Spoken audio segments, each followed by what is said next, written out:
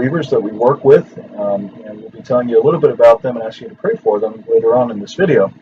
In the meantime, we want to thank you for your prayers, your encouragement, your support throughout this trial that Lois and I have been facing. As many of you may know, Lois and I are both recovering from the coronavirus, and back in March, at the advice of our elders at Creekside and also CMML, we evacuated Liberia due to the impending coronavirus shutting down the borders, and ultimately because Lois was facing some health issues that we needed medical care here in the U.S. to address. And so again, we want to thank you guys for your prayers and support through this time. Now, you all sent us a request for a video and with 3 specific questions for us to answer, and I'd like to go ahead and address those questions. The first question was, what are the main activities of your ministry right now during this time of coronavirus? It's important to remember that the Indigenous Mission does have a core Indigenous team that we work with, and so being that Lois and I are not there, our team is continuing on the work in our village in Tom. The government has shut down the borders between counties in Liberia, and so our team is not able to travel county to county. However, all of our team is in our village right now on the mission and continuing on the ministry. The church that we work with, Tom Bible Church, is continuing to meet. Thankfully, the government did not force the church, especially in our village, to shut down. They are meeting with some social distancing guidelines in place, and the work of the local church, the ministry of the local church is continuing. Our school, Grace Christian Academy, was closed by government mandate due to the coronavirus. However, we've been told that we'll be able to reopen in the new school year, which should be in August or September.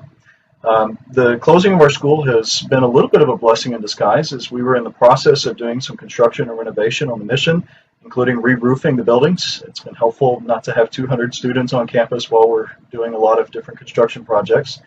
But it's also been a blessing in another way. Recently, the translation of the Gola New Testament was completed after 50 years of work with different missionaries in conjunction with the Bible Society. And our construction and renovation projects are ongoing. We just recently completed a workshop, a woodworking shop, where we're going to teach vocational skills, as well as some offices for our staff. And there's much work that will be continuing. The second question was, what is the Lord teaching you lately through these unique circumstances? I'd like Lois to share about what the Lord has been teaching her through this. Yes, and I would definitely say these have been unique circumstances that we've been experiencing the last few months.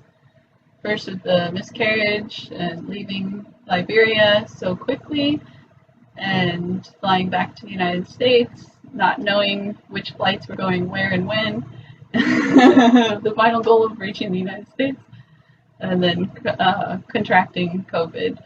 And I would share that God has put on my heart just to rest in Him among all the unknowns, and also trust my husband in the many decisions he's had to make throughout the whole ordeal. And just to be reminded, God has reminded me over and over that He is near and that our lives are in His hands. Amen. And I think personally for me, the Lord has been teaching me and reminding me to trust in His sovereignty through these things.